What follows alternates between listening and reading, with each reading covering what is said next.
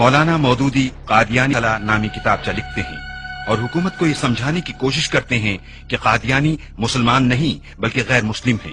28 مارچ 1953 کو لاہور میں پولیس نے شب خون مارا اور سیفٹی ایکٹ کے تحت مولانا مودودی کو گرفتار کر لیا گیا۔ یہ مولانا کی دوسری گرفتاری تھی۔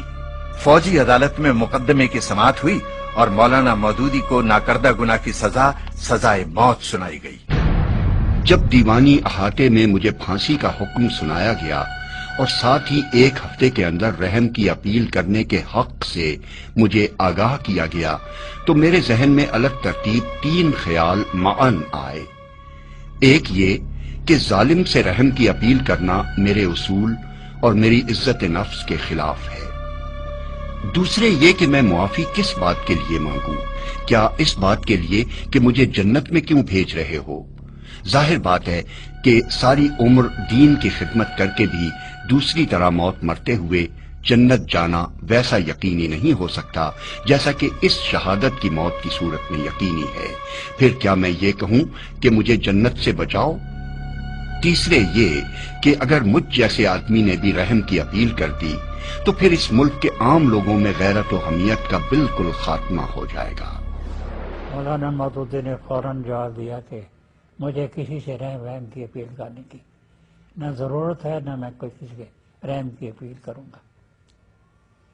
موت کے فیصلے زمین پر نہیں ہوتے ہیں، موت کے فیصلے آسمان پر ہوتے ہیں۔ اگر آسمان پر میری موت کا فیصلہ ہو گیا ہے تو دنیا کی کوئی طاقت مجھے موت سے نہیں بچا سکتی، اور اگر وہاں میری موت کا فیصلہ نہیں ہوا ہے تو آپ لوگ الٹے بھی لٹک جائیں، میرا بال بھی بھیکا نہیں کر سکتے۔ جب مولانا کو پھانسی کی سزا کا اعلان ہوا تو میں اس وقت مکے میں تھا۔ مجھے یاد ہے کہ کنگ سعود نے اس پر احتجاج کیا تھا اور حکومت کو ہماری لکھا تھا کہ اس سزا کو ختم کیا جائے، اور اس کا اثر ہوا تھا۔ 13 مئی کو حکومت پاکستان مجبور ہو گئی باہر کے اور اندرون ملک کے جو احتجاج تھے ان کے سامنے سر تسلیم خم کرنے کے لیے۔ 23 مارچ 1956 کو ملک کو پہلا آئین ملا۔ اس کی روح سے ملک کو اسلامی جمہوریہ پاکستان قرار دیا گیا۔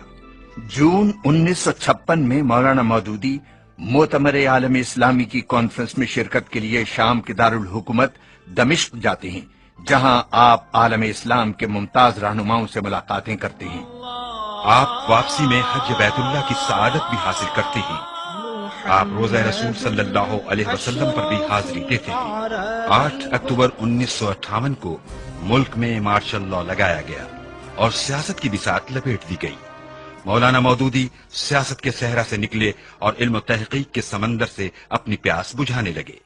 مولانا مودودی کی خواہش ہے کہ تفہیم القرآن کو زیادہ مؤثر انداز میں تحریر کرنے کے لیے ان مقامات کو اپنی آنکھوں سے دیکھا جائے جن کا ذکر قرآن مجید میں آیا ہے۔ چنانچہ مولانا مودودی 2 نومبر 1959 کو کراچی سے بحری جہاز کے ذریعے تاریخی سفر پر روانہ ہوتے ہیں۔ نومبر 1960 میں سعودی عرب کے فرما روا خادم حرمین شریفین شاہ سعود کی درخواست پر اسلامی یونیورسٹی مدینہ کی اسکیم تیار کرتے ہیں۔ ملک کو تقریباً 3.5 برس بے آئین رکھنے کے بعد ایوب خان مارچ 1962 میں ملک کو صدارتی دستور دیتے ہیں۔